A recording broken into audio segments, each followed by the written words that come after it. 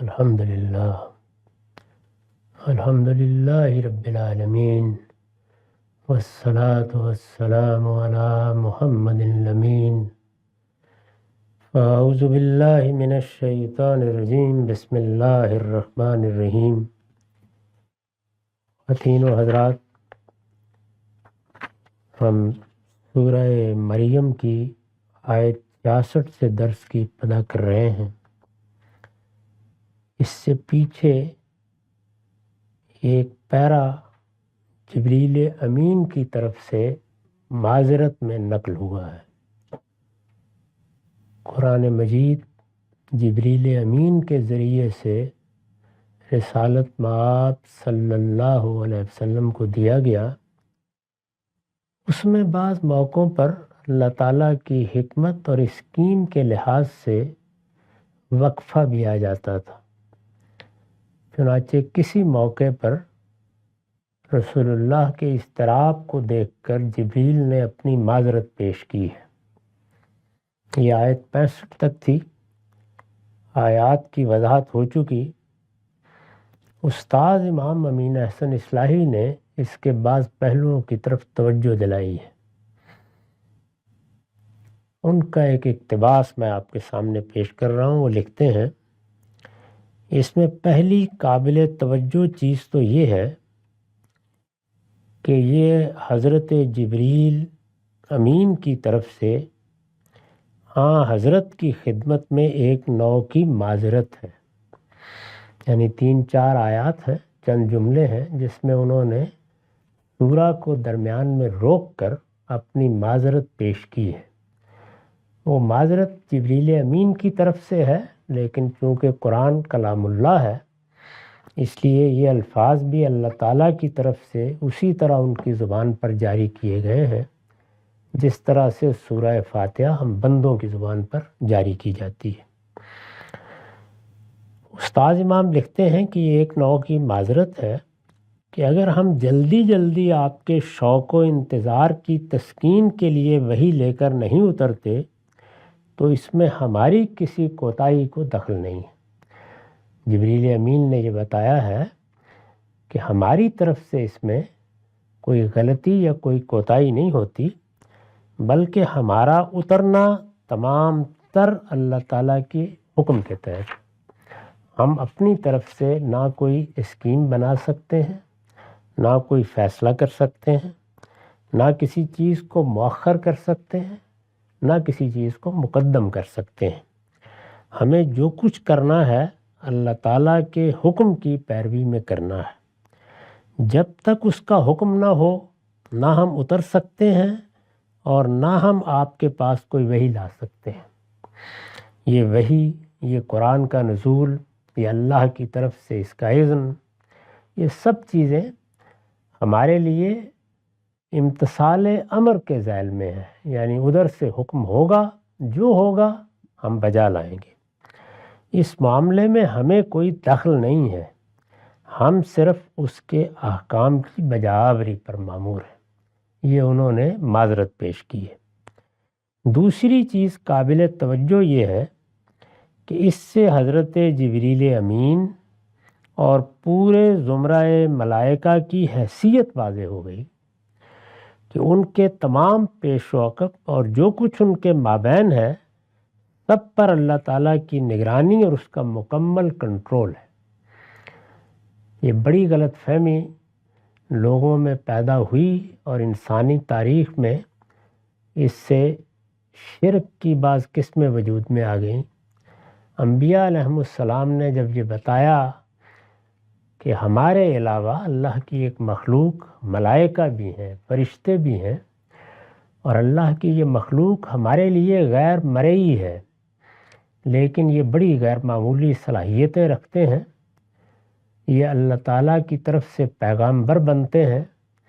اور اس دنیا کا نظم بھی ان کے سپرد کیا گیا ہے۔ یہ بات جب انبیاء علیہم السلام کے ذریعے سے لوگوں کو معلوم ہوئی تو جس طرح قرآن نے ان کی حیثیت بیان کی ہے اسی طرح بیان کی گئی ہوگی، تاہم انسان اس جگہ پر نہیں ٹھہرتا جہاں اس کو اللہ کی طرف سے کسی چیز کا علم دیا جائے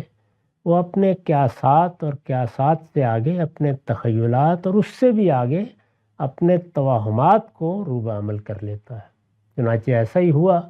اور پھر فرشتوں کو دیوی دیوتا بنا کر لوگوں نے ان کے بت بنا لیے، ان کی وہ پرستش کرنے لگ گئے۔ قرآن مجید نے بتایا ہے کہ عربوں کے ہاں جو شرک تھا اس میں یا فرشتوں کو معبود بنایا گیا تھا یا جنات کو معبود بنایا گیا تھا، یعنی انہی دونوں مخلوقات کو انہوں نے یہ سمجھ کر کہ یہ ہم سے کوئی برتر مخلوقات ہیں اور ان کا بھی کوئی اللہ تعالیٰ کے خلق یا امر میں حصہ ہے، ان سے اپنی مرادیں پوری کرنے کے لیے درخواستیں کرنا شروع کر دیں، اور پھر آہستہ آہستہ مشرکانہ رسوم کی ایک پوری دنیا یا ایک پوری دیمالہ وجود میں آ گئی۔ یہ جتنی میتھولوجیز ہیں ان میں اگر آپ اندر جا کر دیکھیں تو یہ بالکل واضح ہو جاتا ہے کہ بیشتر اسی طریقے سے وجود میں آئی ہیں۔ انبیاء علیہم السلام سے یہ سنا کہ فرشتے بھی ہیں، جنات بھی ہیں، پھر ان کے بارے میں کچھ اوصاف صفات معلوم ہوئیں، اس کو لوگوں نے مشرکانہ توہمات میں تبدیل کر لیا۔ تو یہ چیز بھی اس سے واضح ہو گئی، مجال نہیں کہ کوئی سرے منہ اپنے دائرے سے تجاوز کر سکے، یعنی فرشتوں میں سے کسی کی مجال نہیں ہے کہ سرے منہ اپنے دائرے سے تجاوز کر سکے یا کوئی اقدام اپنے ارادے سے کر سکے۔ جو حکم دیا جاتا ہے قرآن نے اس کو اس طرح بیان کیا ہے کہ لا یعصون ما امر اللہ، وہ کبھی اللہ کے کسی حکم کی نافرمانی کا تصور بھی نہیں کر سکتے۔ جو ان کے ذمے کام لگایا جاتا ہے وہ اس کو جیسے وہ کام ان کے ذمے لگایا جاتا ہے اسی طرح بجا لاتے ہیں۔ اللہ تعالیٰ کسی چیز کو فراموش کرنے والا بھی نہیں ہے کہ کوئی اس کی بھول چوک سے فائدہ اٹھا کر کسی معاملے میں اپنی آزادی رائے استعمال کر کے اس کی پکڑ سے محفوظ رہ سکے۔ یعنی اس چیز کو بھی واضح کر دیا گیا کہ اللہ تعالیٰ کے ساتھ وہ معاملہ نہیں ہو سکتا جو دنیا میں بادشاہوں کے یا حکمرانوں کے اہلکار کر سکتے ہیں، کیونکہ وہ ہر چیز پر نگران نہیں ہوتے۔ تو ممکن ہے کہ وہ یہ خیال کر کے ایک بات کہی تھی فراموش کر بیٹھے، بھول چوک بھی ہو جاتی ہے، اچھا کچھ خود فراموشی کی کیفیت ہے، فائدہ اٹھا لیتے ہیں، آج کل مصروفیات میں رخ کسی اور کی جانب ہے، اس میں ہم اپنے لیے راہ نکال لیں۔ اللہ تعالیٰ کے ساتھ اس طرح کے کسی معاملے کا بھی تصور نہیں کیا جا سکتا۔ تو اس وجہ سے یہ وضاحت کر دی گئی کہ اللہ تعالیٰ کسی چیز کو فراموش کرنے والا بھی نہیں ہے کہ کوئی اس کی بھول چوک سے فائدہ اٹھا کر کسی معاملے میں اپنی آزادی رائے استعمال کر کے اس کی پکڑ سے محفوظ رہ سکے۔ یہ بھی بالکل واضح ہے۔ فرشتوں کی اس حیثیت کا واضح ہونا ان مشرکین عرب کی حماقت پر ضرب لگانے کے لیے ضروری تھا جو فرشتوں کی پوجا کر کے، ان کے معبود بنا کر، ان کے بت بنا کر، جو فرشتوں کی پوجا کر کے یہ آس لگائے بیٹھے تھے کہ اگر قیامت ہوئی تو خدا کی یہ بیٹیاں اپنے باپ سے کہہ سن کر ان کو بخشوا ہی جائیں گی۔ بیٹیاں بنا دیا تھا انہوں نے کہ یہ فرشتے اصل میں اللہ کی بیٹیاں ہیں، جیسے کہ سیدنا مسیح کے پیروکاروں نے ان کو اللہ کا بیٹا بنا لیا۔ اس میں بھی سیدنا مسیح کی غیر معمولی شخصیت سے متاثر ہو کر لوگ حد سے تجاوز کر گئے۔ یہاں پر بھی فرشتوں کے بارے میں جو معلومات ملی انہی سے یہ توہمات پیدا کر لیے گئے۔ ان بیوقوف لوگوں کو حضرت جبریل کا یہ بیان سنا کر آگاہ کر دیا گیا کہ جب رب ذوالجلال کی بارگاہ میں جبریل امین کی، جو تمام ملائکہ، زمرہ ملائکہ کے گلے سرسبد ہیں، یعنی وہ سب سے بڑے ہیں، قرآن مجید نے خود ان کا تعارف کرایا ہے کہ وہ عرش والے کے ہاں بڑی عظمت رکھتے ہیں، ان کی بات مانی جاتی ہے اور سب لوگ ان کی امانت اور دیانت کے تحت زندگی بسر کرتے ہیں فرشتوں کے زمرے میں۔ تو ان کی یہ حیثیت ہے، تو جب ان کی بے بسی کا یہ حال ہے تو تاب دیگرہ چہ رسد، یہ بات بھی واضح کر دی گئی ہے۔ اور اس طرح گویا یہ ایک پیرا تھا درمیان میں، جملہ معترضہ کے طور پر آیا، جبریل امین نے اس کے ذریعے سے اپنی معذرت پیش کی اور اس معذرت میں گویا یہ حقائق واضح ہو گئے۔ اس پیرے کا ترجمہ ایک بار پھر سن لیجئے۔ ہم کو معلوم ہے محمد کہ تم ہمارے لیے منتظر رہتے ہو، لیکن ہمارا معاملہ یہ ہے کہ ہم تمہارے پروردگار کے حکم ہی سے اترتے ہیں، ہمارے آگے اور پیچھے اور جو کچھ ہے سب اسی کے اختیار میں ہے، اور وہ بھی جو اس کے درمیان ہے۔ تم مطمئن رہو، تمہارا پروردگار کسی چیز کو بھولنے والا نہیں ہے، وہ زمین اور آسمانوں اور ان کے درمیان کی ہر چیز کا مالک ہے، تو اسی کی بندگی کرو اور اس کی بندگی پر جمے رہو۔ کیا تمہارے علم میں اس جیسا کوئی اور بھی ہے؟ یہاں جبریل امین نے اپنی بات ختم کی، آخری جملے کو بھی سمجھ لینا چاہیے۔ انہوں نے کیا کہا ہے؟ انہوں نے یہ کہا ہے کہ یعنی جب اس کا کوئی ہم پایا، نظیر و مثیل اور ثانی نہیں ہے، یعنی اللہ تعالیٰ جیسا کوئی اور نہیں ہے، تو مطمئن رہو اس کے ارادوں میں کوئی رکاوٹ بھی نہیں بن سکے گا۔ جب اس نے فیصلہ کیا تو تمہیں نبوت کے منصب پر فائز کر دیا، اس نے فیصلہ کیا تمہاری طرف قرآن کا نزول شروع ہوا، اس نے فیصلہ کیا اور اب کسی معاملے میں توقف فرمایا، تو یہ اس کی حکمتیں ہیں، وہ کوئی بھولنے والا نہیں ہے۔ مطمئن رہیے اور اس پر بھروسہ رکھیے، اپنی ذمہ داریاں ادا کرتے جائیے، جب جب ضرورت ہوگی وہی بھی آئے گی، قرآن بھی نازل ہوتا رہے گا۔ اس معذرت کے بعد جیسے کہ میں نے عرض کیا، گویا یہ ایک جملہ معترضہ تھا، اب فرمایا یقول الانسان اذا ما مت لسوف اخرج حیا، یعنی وہی سلسلہ پھر دوبارہ شروع ہو گیا۔ جیسے ہم درمیان میں کسی بات کو روک کر کوئی وضاحت کرتے ہیں، وہ وضاحت کی گئی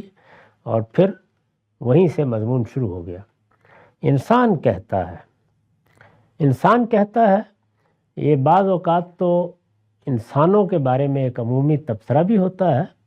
لیکن زیادہ تر اس میں وہی لوگ مخاطب ہوتے ہیں۔ جیسے ہم بھی بعض موقعوں پر براہ راست ذکر نہیں کرتے، لوگ کہتے ہیں، اس طرح کہہ کے بات کر دیتے ہیں، لیکن سنانا انہی کو مقصود ہوتا ہے جو سامنے ہے۔ انسان کہتا ہے وَيَقُولُ الْإِنسَانُ أَإِذَا مَا مِتُّ لَسَوْفَ أُخْرَجُ حَيًّا، کیا جب میں مر جاؤں گا تو پھر زندہ کر کے نکالا جاؤں گا؟ یہی سب سے بڑا استبعاد ہے۔ یعنی انسان اس دنیا کی زندگی میں اپنی ذات میں مگن ہوتا ہے، اپنی صلاحیتوں میں بڑی سرشاری محسوس کرتا ہے، دنیا کی مصروفیتیں بھی اس کو مشغول کیے رہتی ہیں، لیکن وہ اس غلط فہمی میں مبتلا ہو جاتا ہے کہ جب میں اس دنیا سے رخصت ہوتا ہوں اور مجھے مٹی کے سپرد کر دیا جاتا ہے تو میرے سامنے ہر چیز گل سڑ جاتی ہے، ہڈیاں بھی آہستہ آہستہ ختم ہو جاتی ہیں، تو آخر یہ کیا بات ہے کہ مجھے دوبارہ اٹھایا جائے گا اور دوبارہ بنایا جائے گا اور پھر مجھے ایک نئی دنیا میں آنکھ کھولنی ہوگی؟ جب میں مر جاؤں گا تو پھر زندہ کر کے نکالا جاؤں گا؟ یہ سوال کرتا ہے۔ تو قرآن نے پہلے اس کا یہ استجاب نقل کیا اور پھر اس کے بعد جواب دیا، کیا انسان کو یاد نہیں آتا؟ اولا یذکر الانسان انا خلقناہ من قبل ولم یک شیئا، کیا انسان کو یاد نہیں آتا کہ ہم اس سے پہلے اس کو پیدا کر چکے ہیں جبکہ وہ کچھ بھی نہیں تھا؟ یعنی ہم اس کو عدم سے وجود میں لا چکے ہیں، جب کچھ نہیں ہے اسے پیدا کر چکے ہیں، تو اب تو کچھ ہے جس سے پیدا کرنا ہے۔ تو ایک جملے میں گویا اس استبعاد کو دور کیا ہے۔ میں نے اس کی وضاحت کی ہے کہ جبریل امین علیہ السلام کا کلام اوپر ختم ہوا، یہاں سے اب براہ راست اللہ تعالیٰ کی طرف سے ارشاد ہو رہا ہے، یعنی گویا کلام الہی پھر اسی طرح صادر ہونا شروع ہوا۔ آیت میں انسان کا لفظ اگرچہ عام ہے، جیسے ہم لوگ بولتے ہیں، انسان بولتے ہیں، لیکن قرینہ دلیل ہے، یعنی جب ہم اس کلام کو آگے پیچھے سے ملا کر پڑھتے ہیں تو یہ واضح ہو جاتا ہے کہ اس سے مراد مشرکین عربی ہیں، یعنی وہی مخاطبین ہیں جو اس طرح کے سوالات بھی کرتے ہیں، اشکالات بھی پیش کرتے ہیں، اپنا استبعاد بھی ظاہر کرتے ہیں، بعض چیزوں کے بارے میں تبصرے بھی کرتے ہیں۔ مشرکین عربی ہیں جو قیامت کے بارے میں ہر طرح کی متناقض باتیں کہتے رہتے تھے۔ یعنی اس میں بھی اب آگے آئے گا کہ وہ کسی جگہ ٹھہر کر کوئی موقف نہیں رکھتے تھے، بلکہ کبھی استبعاد کا اظہار کرتے، بہت بعید، کیسے ہو جائے گا؟ ہڈیاں، گلی سڑی ہڈیاں یہ اٹھا لی جائیں گی، ان میں زندگی پیدا ہو جائے گی۔ کبھی اس طرح کی باتیں کرتے، اور کبھی قیامت برپا ہوئی تو یہ ہو جائے گا، وہ ہو جائے گا، اس طرح کے بعض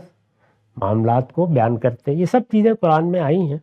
تو کوئی ایک بات نہیں تھی جو وہ کہتے تھے، لیکن قرینہ دلیل ہے کہ اس سے مراد مشرکین عرب ہی ہیں جو قیامت کے بارے میں ہر طرح کی متناقض باتیں کہتے رہتے تھے، کبھی کوئی بات کہتے، کبھی کوئی بات کہتے، تاکہ گریز و فرار کے راستے نکالے جا سکیں۔ یہ جو آخر میں کہا ہے کہ ہم نے تو تمہیں اس وقت پیدا کیا جب تم کچھ بھی نہیں تھے، یعنی تمہاری کوئی حیثیت نہیں تھی، ہم نے پہلے سے موجود کسی چیز سے تمہیں پیدا نہیں کیا بلکہ عدم سے وجود میں لے آئے ہیں۔ تو جب ہم عدم سے تمہیں وجود میں لا سکتے ہیں اور تم دیکھ رہے ہو اپنے آپ کو کہ تم نے آنکھیں کھولی، تم شعور کی عمر کو پہنچے، تو یہ دنیا تمہارے سامنے بنی ہوئی موجود تھی، تو آخر اس میں کیا بعید ہے کہ ایک دن آنکھیں کھولو گے تو ایک دوسری دنیا تمہارے سامنے موجود ہوگی۔ میں نے لکھا ہے استاذ امام کے الفاظ میں، مطلب یہ ہے کہ جب کچھ نہیں سے پیدا کر چکے ہیں تو کچھ ہے سے پیدا کرنے میں کیا مشکل پیش آئے گی۔ تو اس کو قرآن نے اس طرح بیان کیا کہ ہم تو تمہیں اس طرح پیدا کر چکے، یعنی جس وقت کوئی چیز موجود ہوتی ہے تو ہم دیکھتے ہیں کہ ہمارے سامنے بے جان مادے سے زندگی پیدا ہو جاتی ہے، دیکھتے ہیں کہ اس میں شعور آ جاتا ہے، ہم دیکھتے ہیں کہ کس طریقے سے بارش کے چند قطرے زمین پر آتے ہیں اور کیسے رویدگی پیدا ہو جاتی ہے۔ تو جو کچھ ہے اس سے پیدا ہوتے کا تو تم روز مشاہدہ کرتے ہو، ہم تو اس سے پہلے تمہیں کچھ نہیں ہے سے پیدا کر چکے ہیں، تو اس لیے اس میں کیا چیز بعید ہے۔ یہ تنبیہ فرمائی اور فرمایا کہ وَلَا يَذْكُرِ الْإِنسَانُ أَنَّا خَلَقْنَاهُ مِن قَبْلُ وَلَمْ يَكُ شَيْئًا، کیا انسان کو یاد نہیں آتا کہ ہم اس سے پہلے اس کو پیدا کر چکے ہیں جبکہ وہ کچھ نہیں تھا۔ فَوَرَبِّكَ لَنَحْشُرَنَّهُمْ وَالشَّيَاطِينَ ثُمَّ لَنُحْضِرَنَّهُمْ حَوْلَ جَهَنَّمَ جَثِيًّا، تو تیرے پروردگار کی قسم ہم ان کو بھی ضرور اکٹھا کریں گے۔ یعنی یہ تمہارے مخاطبین ذہن میں رکھنا چاہیے کہ جب اللہ کا رسول کسی قوم کی طرف مبعوث ہوتا ہے تو پھر معاملے کی نوعیت وہ نہیں رہتی جو اس وقت ہمارے لیے یا باقی لوگوں کے لیے ہے، اس میں اللہ کی حجت بالکل آخری درجے میں پوری ہو جاتی ہے۔ رسول کا وجود ہی حجت ہے، جب وہ زمین پر آ جاتا ہے تو اس کے ساتھ خدا کی مائیت کا اتنا غیر معمولی ظہور ہوتا ہے کہ اس کو دیکھ کر ہی آدمی اندازہ کر سکتا ہے کہ روح آواز پیغمبر معجزات۔ جب اس طرح کی صورتحال ہو اور پھر بھی لوگ تمرد اور سرکشی اختیار کر لیں، اللہ کے مقابلے میں اکڑ جائیں، استکبار اختیار کر لیں، تو یہ ناقابل معافی جرم بن جاتا ہے اور ان کی سزا بھی اسی دنیا سے شروع ہو جاتی ہے، ان کا فیصلہ یہی ہو جاتا ہے۔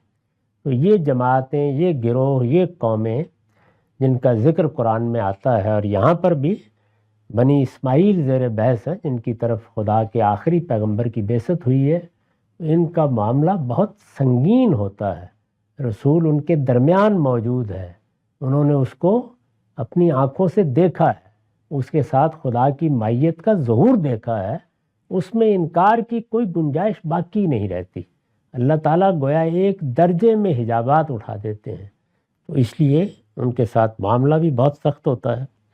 تو فرمایا تیرے پروردگار کی قسم ہم ان کو بھی ضرور اکٹھا کریں گے اور ان کے شیطانوں کو بھی، یعنی صرف انہیں نہیں، ان شیاطین کو بھی اکٹھا کریں گے جو ان کو بہکاتے، غلط راہوں پر چلاتے اور اللہ پروردگار کے مقابلے میں تمرد اور سرکشی سکھاتے ہیں۔ یہ شیاطین جن کا یہاں ذکر ہوا ہے، قرآن نے دوسری جگہ وضاحت کی ہے کہ جنوں میں سے بھی ہوتے ہیں اور انسانوں میں سے بھی۔ جنوں کو بھی چونکہ بالکل اسی اصول پر پیدا کیا گیا ہے جس پر انسانوں کو پیدا کیا گیا ہے، یعنی فرشتوں کا معاملہ مختلف ہے، لیکن جنوں کو ارادہ و اختیار دیا گیا ہے، وہ اسی زمین پر اپنی دنیا میں رہتے بستے ہیں، اور ان میں بھی اسی طریقے سے ارادہ و اختیار کے استعمال سے شر بھی پیدا ہوتا ہے اور خیر بھی لوگ اختیار کرتے ہیں۔ ان کے لیے بھی اسی طرح جنت اور جہنم ہے، ان کے لیے بھی جو قیامت برپا ہوگی وہ جواب دہی کا دن ہوگا۔ تو اس وجہ سے ان میں سے بھی وہ لوگ جو حدود سے متجاوز ہو جاتے ہیں وہ پھر دوسروں کو بھی گمراہ کرتے ہیں۔ جب آدمی خود گمراہ ہوتا ہے اور اپنی گمراہی تک محدود رہتا ہے تو وہ ضال ہے، گمراہ ہے، ایک ضلالت کو اس نے اختیار کر لیا ہے۔ لیکن جب وہ دوسروں کو گمراہ کرنے کے لیے اٹھ کھڑا ہوتا ہے تو پھر وہ مضل ہے، یعنی دوسروں کے لیے بھی گویا ضلالت کا پیغمبر بن گیا ہے، اور اس میں وہ اپنے حدود سے بڑھتا چلا جائے تو ایک وقت آتا ہے کہ وہ پھر شیطان کے لقب سے ملقب کر دیا جاتا ہے۔ تو میں نے لکھا ہے کہ یعنی ان شیطانوں کو جن کی یہ جنوں اور انسانوں میں سے پیروی کرتے رہے، جنوں کے وسوسوں میں بھی مبتلا ہوتے رہے، اور انسانوں میں سے بھی جیسے کہ ان کے لیڈروں اور ان کے زعماء کے بارے میں کہا ہے کہ اذا خلوا الی شیاطینہم، جب یہ اپنے شیاطین کے پاس جاتے ہیں، تو وہ جنوں میں بھی ہے، انسانوں میں بھی، فرمایا سب کو جمع کریں گے۔ اور پھر ارشاد فرمایا ثم لنحضرنہم حول جہنم جثیا، پھر ان سب کو، یعنی یہ سرکش اور متمردین بھی جن کے اندر پیغمبر کھڑے ہیں اور یہ پھر بھی انکار کر رہے ہیں، اور انکار ہی نہیں کر رہے بلکہ جانتے بوجھتے دشمن بن کے کھڑے ہو گئے ہیں، ہم ان سب کو حاضر کریں گے کہاں؟ جہنم کے گرد۔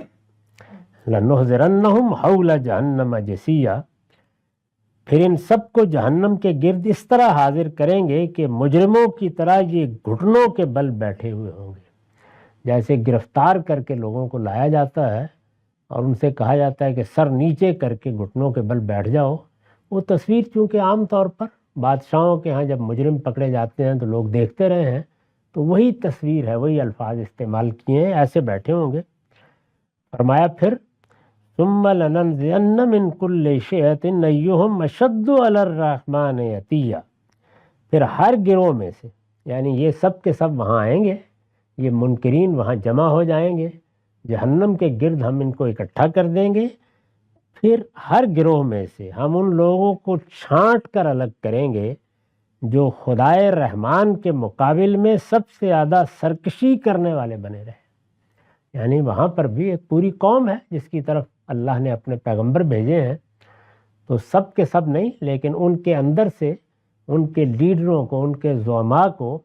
جن پر حق واضح ہو گیا، جنہوں نے پیغمبر کو پہچان لیا، اس کے باوجود انکار کیا، سرکشی اختیار کی، استکبار میں مبتلا ہوئے، ان کو الگ کر لیں گے جو خدائے رحمان کے مقابل میں سب سے زیادہ سرکشی کرنے والے بنے رہے۔ ظاہر ہے کہ انہی کو سب سے پہلے منتخب بھی ہونا چاہیے، انہی کے لیے سب سے زیادہ سخت سزا بھی ہونی چاہیے۔ چنانچہ میں نے لکھا ہے کہ تاکہ اب جہنم میں جھونکے جانے والوں میں سب سے آگے ہوں، یعنی سارے کے سارے مجرم آ تو گئے، لیکن جہنم میں بھی یہ نہیں ہے کہ وہ ایک ہی طرح کی ہے، اس میں بھی درجات ہیں جنت کی طرح، ہر طرح کے لوگوں کو اس میں جانا ہے۔ تو فرمایا کہ جو سب سے زیادہ سرکشی کرنے والے ہیں ان کو پہلے چھانٹ لیا جائے گا، الگ کر لیا جائے گا، اور پھر فرمایا کہ یہ کوئی ہم سے وہاں چھپے نہیں رہیں گے۔ ثم لنحن عالم بالذین هم اولی بها صلیہ، پھر ان لوگوں کو سب سے بڑھ کر جاننے والے بھی ہم ہی ہوں گے جو سب سے زیادہ مستحق ہو گئے کہ جہنم میں جا پڑے، یعنی کوئی اور نہیں ہمیں آ کے بتائے گا، یا کوئی اور ہماری توجہ دوسری جانب نہیں کرا سکے گا، ہم خود، یعنی ذات باری خود اللہ تعالیٰ کہتے ہیں ہم خود سب سے بڑھ کر جاننے والے ہوں گے کہ کس نے استکبار اختیار کیا ہے، کس نے سرکشی اختیار کی ہے۔ یہ گویا نفی کر دی ہے کہ دائیں بائیں سے آ کر کوئی ہمارے علم میں اضافہ نہیں کرے گا، یا ہمیں وہاں کوئی مقدمہ قائم کر کے شہادتیں نہیں طلب کرنی پڑیں گی، تمہارے ہاتھ پاؤں سب گواہی دے رہے ہوں گے اور خود سب سے بڑھ کر ہم جاننے والے ہیں۔ یہ یوں سمجھیے کہ جیسے یہ کہا جا رہا ہے کہ قاضی اور جج کو معلوم ہے، اس نے خود دیکھ لیا ہوا ہے کہ مجرم کس طرح جرم کر کے آئے ہیں۔ تو فرمایا کہ یہ صورت ہوگی اور ہم چونکہ اس کو جانتے ہوں گے، چنانچہ میں نے وضاحت کی ہے، یعنی کسی اور کے بتانے کی ضرورت نہیں ہوگی، اللہ خود ہی ہر چیز سے واقف ہوگا۔ استاد امام لکھتے ہیں یہ مشرکین کے غلط عقیدہ شفاعت پر ایک لطیف تعریض ہے۔ شفاعت کا عقیدہ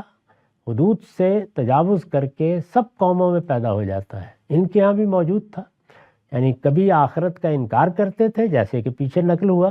اور کبھی یہ کہتے تھے کہ ہوگی تو پھر ہمارے یہ بڑے بڑے شفاء اور شرکاء اور یہ جن کو ہم نے معبود بنایا ہے، جن کے ہم نے استھان بنا رکھے ہوئے ہیں، مندر بنا رکھے ہوئے ہیں، بت بنا رکھے ہیں، بچا لیں گے ہم کو یہ وہاں۔ تو شفاعت کا عقیدہ بھی یہ موجود تھا۔ تو یہ لطیف تعریض ہے کہ خدا کے ہاں کسی کے لیے سفارش تو وہ کر سکے جو کسی کے بارے میں خدا سے زیادہ واقف ہونے کا دعویٰ کر سکے۔ آخر ایسا برخود غلط کون ہو سکتا ہے جو اللہ تعالیٰ سے یہ کہہ سکے کہ فلاں کو آپ نہیں جانتے، میں جانتا ہوں، اور وہ بڑا نیک آدمی ہے، اس وجہ سے اس کو کچھ نہ کہیے بلکہ سیدھے جنت میں بھیج دیجیے۔ تو اس کی جسارت کون کر سکے گا وہاں پہ؟ تو اس کی وضاحت کر دی کہ ہم سب سے بڑھ کر جاننے والے ہوں گے اور ہم ہی ہوں گے کہ کون زیادہ مستحق ہے کہ جہنم میں جا پڑے۔ اب ان کو براہ راست خطاب کیا، یہاں بات صیغہ غائب میں ہو رہی تھی، اس کے بعد جب جوش غضب ہے براہ راست کہا وَإِن مِّنكُمْ إِلَّا وَارِدُهَا كَانَ عَلَىٰ رَبِّكَ حَتْمًا مَّقْضِيًّا۔ خدائے رحمان کے مقابل میں اکڑنے والوں، تم میں سے ہر ایک کو اس میں لازماً داخل ہونا، یعنی بچ نہیں سکو گے۔ اس وقت تو استکبار کے ساتھ کھڑے ہو اور اپنے آپ کو بڑی چیز سمجھتے ہو،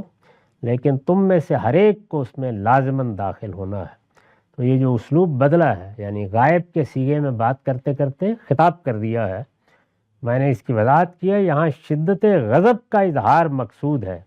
اس لیے غائب کا اسلوب خطاب کے اسلوب میں بدل گیا ہے۔ اور پھر فرمایا کان علی ربی کا حتمم مقضیہ، یہ ایک طے شدہ بات ہے پیغمبر، جس کو پورا کرنا تیرے رب کا ذمہ ہے، یعنی یہ ہر حال میں پوری ہو کر رہے گی۔ یہی وہ آیت ہے جس سے بعض لوگوں نے یہ بالکل غلط استدلال کیا کہ اس میں چونکہ یہ کہا گیا ہے کہ تم میں سے ہر ایک کو، تو یہ مومن و مسلم سب کو جہنم کے اوپر سے گزرنا پڑے گا، اور پھر ایک پلسرات ایجاد کر لی گئی۔ اس کا کوئی تعلق سب سے نہیں ہے، یہاں سب سے مراد وہ لوگ ہیں جن کا پیچھے ذکر ہو رہا ہے۔ اور اسی طریقے سے عربی زبان میں بھی اور اردو زبان میں بھی ہم مخاطبین کے لحاظ سے صیغے اور ضمیریں، پرونون استعمال کرتے ہیں، اسی طرح سے استعمال فرمایا ہے۔ چنانچہ فوراً بعد یہ کہا کہ ثم ننجی الذین اتقوا ونذر الظالمین فیہا جثیا، پھر ہم ان کو نجات دیں گے جو خدا سے ڈرتے رہے، یعنی وہ لوگ جو خدا سے ڈرنے والے ہیں ان کے لیے نجات کا فیصلہ ہو رہا ہوگا، یہ جہنم کی طرف ہانکے جا رہے ہوں گے، ان کے لیے اللہ کی بشارتیں ہوں گی جو خدا سے ڈرتے رہے، اور ان کو جو اپنی جانوں پر ظلم ڈھانے والے تھے اسی میں گھٹنوں کے بل بیٹھے ہوئے چھوڑ دیں، یعنی بے پرواہی کے ساتھ فرمایا کہ وہیں بیٹھے رہیں گے۔ وہ تو سب سے پہلے داخل کر دیے جائیں گے جو زیادہ اکڑنے والے ہیں، باقی کو ہم داروؤں کے سپرد کر دیں گے کہ اب ان کے درجات کے لحاظ سے ان کو جہاں جہاں جانا ہے بھیجتے رہیے۔ تو اس طرح سے گویا بتا دیا کہ ادھر کیا ہونے والا ہے ان کے ساتھ، اور یہاں یہ کیا رویے اختیار کر رہے ہیں۔ یہ میں نے اس پر لکھا ہے کیونکہ یہاں غلط فہمی پیدا کی ہے لوگوں نے، یعنی اس جہنم سے نجات دیں گے جو اگر خدا کے مقابل میں اکڑتے اور تقوی اختیار نہ کرتے، تو اسی طرح ان کا ٹھکانہ بن جاتی جس طرح ان مجرموں کا ٹھکانہ بنی ہے جن کا ذکر یہاں ہو رہا ہے۔ یہ کہنا مقصود ہے۔ یہ لفظ بالکل اسی طریقے سے رسول اور اس کے ساتھیوں کے لیے اس عذاب سے نجات کے لیے قرآن میں جگہ جگہ استعمال ہوا ہے، جو اتمام حجت کے بعد اسی دنیا میں آتا رہا ہے۔ یعنی جب اللہ کے رسولوں کی قوموں کا ذکر ہوتا ہے وہاں بالکل یہی اسلوب ہوتا ہے۔ اللہ تعالیٰ کہتے ہیں کہ تم سب تو اب اللہ کی عذاب کی گرفت میں آ گئے ہو، اور ہم نے پیغمبر ان کے ساتھیوں کو نجات دے دی۔ تو اس کا یہ مطلب نہیں ہوتا کہ ان کو جہنم تک لے جا کے پھر نجات دی گئی ہے، بلکہ دونوں کو مقابل میں رکھ کے بتا دیا جاتا ہے کہ یہ نجات پانے والے ہوئے اور ان کے لیے اللہ کا آخری فیصلہ صادر ہو گیا۔ اقول قولی ھذا واستغفر اللہ لی ولکم ولسائر المسلمین۔